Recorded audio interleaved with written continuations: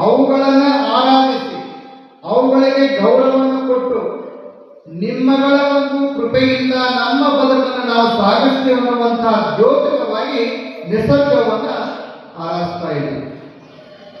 ಇವತ್ತು ನಾವು ಅದನ್ನು ಬಿಟ್ಟಿದ್ದೀವಿ. ಹೌದು, ಉಳಿದೆಲ್ಲ ದೇಶಗಳನ್ನು ನೀವು ನೋಡ್ತೇವೆ, ಎಂತೆಂಥ ಮಹಾಪೌರಗಳು ಬರ್ತಾವೆ, ಜ್ವಾಲಾಮುಖಿ ಅದ, ಬಿರುಗಾಳಿ. ಆದರೆ ಅವೆಲ್ಲವನ್ನು ನಾವು ಕಂಪೇರ್ ಮಾಡಿದ್ರೆ ನಮ್ಮ ದೇಶಕ್ಕೆ ಆಗುವಂತಹ ಈ ಅನಾಹುತಗಳಿಂದ ಬಹಳ ಅಂದ್ರೆ ಬಹಳ ಕಡಿಮೆ. ಒಂದೊಂದು ರಾಷ್ಟ್ರವೇ ನೋಡಿಬಿಟ್ಟರ ಮಟ್ಟಿಗೆ ಏನಾದಲ್ಲಿ ಪ್ರಕೃತಿ ವಿಕೋಪವನ್ನು ನಾವು ಕಾಣ್ತೀವಿ. ಆದರೆ ನಮ್ಮ ರಾಷ್ಟ್ರಗಳಂತೂ ಇರೋದಿಲ್ಲ. ಯಾಕೆ ಅಂತಂದರೆ ಇಲ್ಲಿ ನಾವು ಎಲ್ಲರೂ ಕೂಡ ಏನಂದ್ರೆ ಎಲ್ಲವನ್ನೂ ಪ್ರೀತಿಸುವಂತಹ ಭಾವದಿಂದ ಇರುವಂತಹ ವ್ಯಕ್ತಿಗಳು.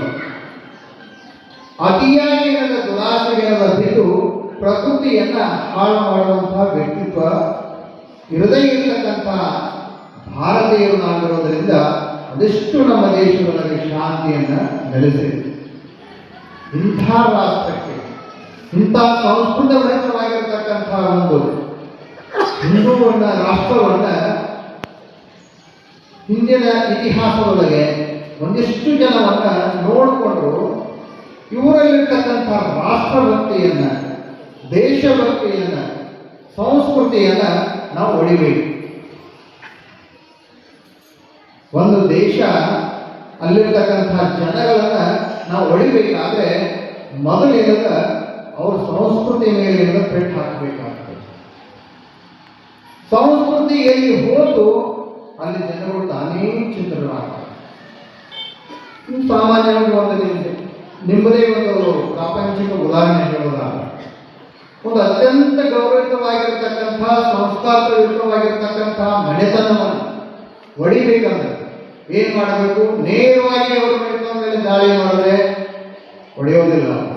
ಅಲ್ಲಿ ಒಗ್ಗಟ್ಟಿರ್ತದೆ, ಸಂಸ್ಕೃತಿಯ ಫಲ ಇರ್ತದೆ. ಅವಾಗ ಏನು ಮಾಡ್ತಾರೆ? ಯಾವನೋ ಒಬ್ಬನ ಮನೆಯೊಳಗಿರ್ತಕ್ಕಂಥ ಒಬ್ಬನ ದುರ್ವ್ಯಸನಗಳಿಗೆ ಈಡು ಮಾಡ್ತಾರೆ, ದುರಭ್ಯಾಸಗಳನ್ನು ಕಲಿಸ್ತಾನೆ ಆ ವ್ಯಕ್ತಿ.